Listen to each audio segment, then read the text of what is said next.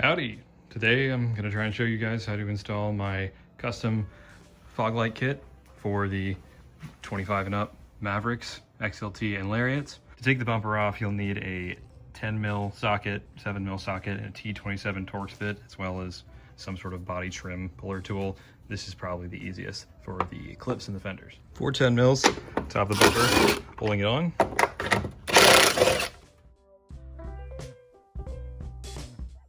Now you've got 8 T27 Torx screws holding in the bottom of the bumper and the splash shield underneath that you need to remove.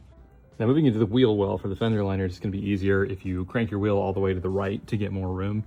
And we're going to take, there's 3 7mm screws, 1 body clip all the way back here, and a few more body clips up the side. And I generally take off this one, and you can leave this one and pull the fender liner back to get into where you need to work.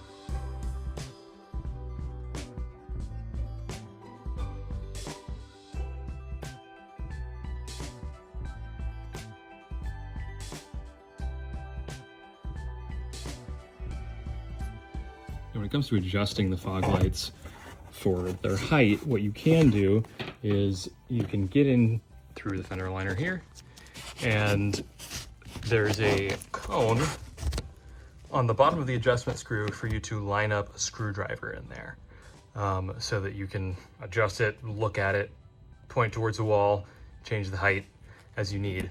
The other option is to drill a hole in the bottom of the bumper plastic there, but there is a subframe rail kind of in the way of doing that, so it's not super duper ideal.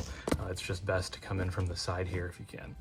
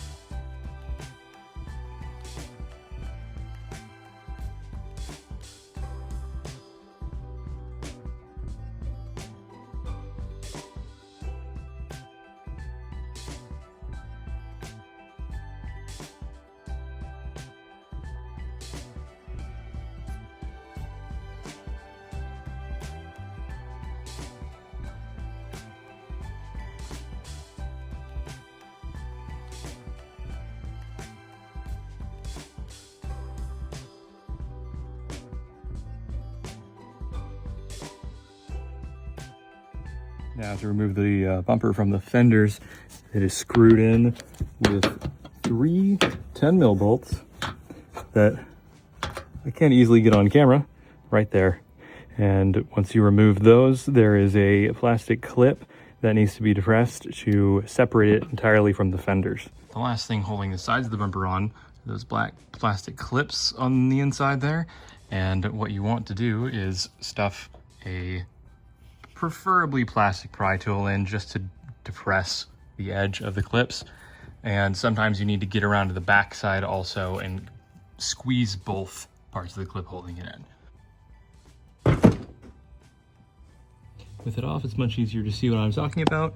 There's a squeezy part on the outside and on the inside. Sometimes you need to squeeze both to get it to release. The last few things before you can completely start removing the bumper, you have 2 plugs here, larger black one and the tan one. And the tan one has a red locking release clip that you have to slide before you can undo it. And once you remove those, you can go to the top where you've got to lift up these plastic bits that once you do it long enough, take your bumper off ton of times, they may start to break, but you need to lift those up a little bit, and then you can rotate the whole bumper up and around to kind of lift it off. And since I have the fog lights currently installed, of course you want to get the fog light plugs at the back end there too. And if you install your wiring in such a way that you have a little bit of extra length, you can pull the bumper off and kind of set it down on the ground so you have more room to get your hands in there and undo those plugs.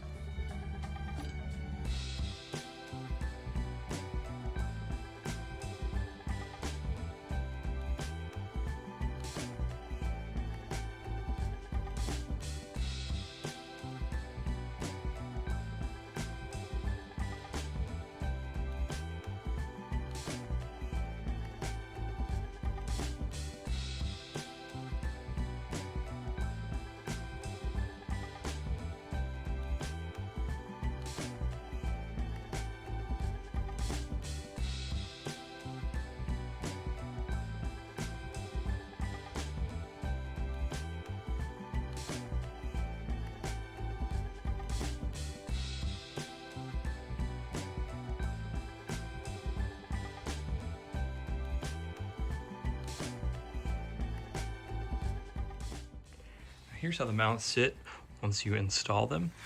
The clamping bracket just holds it snug into what's left of the bumper. And here's your height adjustment screw and cone to help you stick your screwdriver in and line it up. Now, unfortunately, you do need to cut out this section of the bumper to make any fog lights fit in here. And you don't want to cut all the way down to the flush back edge. You want to leave about 10 to 15 millimeters or so all the way around so that the fog mount has something to sit on. And when I cut this, I pulled the silver trim piece out by all the tabs in the back, just so I wouldn't scratch it up with the Dremel cutting disc I was using. But you need to make sure to leave a lip, otherwise you won't be able to sit anything straight. So about 10 to 15 millimeters is where you need to cut all the way around to remove that section. Now once you've cut and it comes to installing, you basically just got to finesse it through and hold it up, and it'll mostly slot into place. And though you may have to come back and trim a little bit more to make sure that all of your posts for the screws, the mounting screws, slide by or don't get hung up and keep the mount from sitting flush on the other side. And take your clamp frame and you line your screws up best you can, and then simply screwdriver, thread it in, and make sure to not over tighten. It's plastic, it can easily strip. It just needs to be snug and flush on the front end. You could very easily over tighten this. So all I need to do, lightly screw it in so that it sits snug and it doesn't have any wiggle room. But I'm going to be installing a slightly different part on the way back so I can reduce the amount of times I take my bumper off. So I'm going to grab that.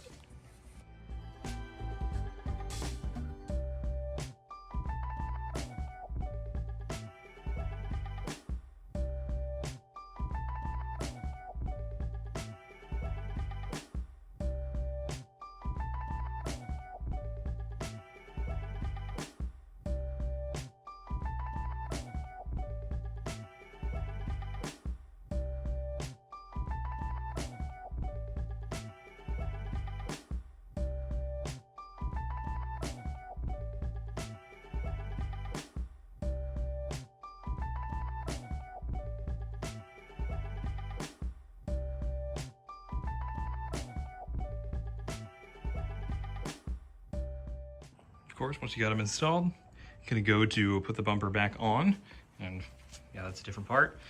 There's the mounts themselves. That's what you would install. The only other issue you might run into is when reinstalling the bumper, the mounts come pretty close to this shroud, and if you feel like the bumper's not going on all the way when you're pushing on it to try to sit it in place and it's just not sitting right, the only thing you'd have to do is trim off a little bit of this plastic part of the intercooler shroud, just to make a little bit more room for that mount because of where it has to sit. And when it comes to adjusting the fog lights for their height, what you can do is you can get in through the fender liner here, and there's a cone on the bottom of the adjustment screw for you to line up a screwdriver in there, so that you can adjust it, look at it, point towards the wall, change the height as you need. The other option is to drill a hole in the bottom of the bumper plastic there, but there is a subframe rail kind of in the way of doing that, so it's not super duper ideal. It's just best to come in from the side here if you can. Now, the easiest way to adjust the driver side fog light height is going to be to take enough screws out of the under splash shield to get your arm through that hole with a screwdriver right there, and you can reach around and get the screwdriver into the locating cup and adjust the height on that one. And when it comes to wiring for the fog lights, a few of these wires are stuff I've added, so ignore this green one and this black one. But what you can do, depending on how you want it set up, is this brown yellow stripe wire is what controls the side marker corner lights on the bumper. And those illuminate when you unlock the truck or while it's running and the auto headlight setting dictates that it's dark enough to turn them on, or when you flip to the running light switch on the headlights. So if you want to use your fog lights independently from the headlights, you can tap the main fog light power wire into this and they will come on, unfortunately, whenever you unlock the truck, but also whenever you can click them on to the running light function.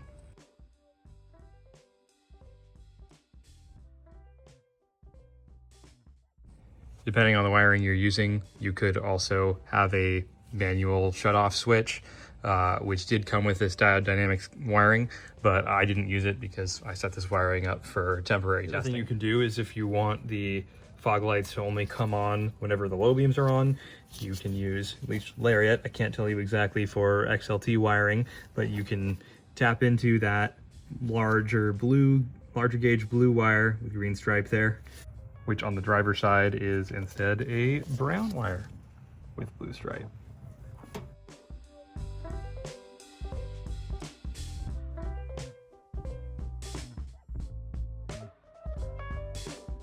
Once you set the bumper, reverse all those screws in the fenders and underneath in the splash shield and the 4 on top for reassembly. Don't forget to get the electronic plugs at the bottom.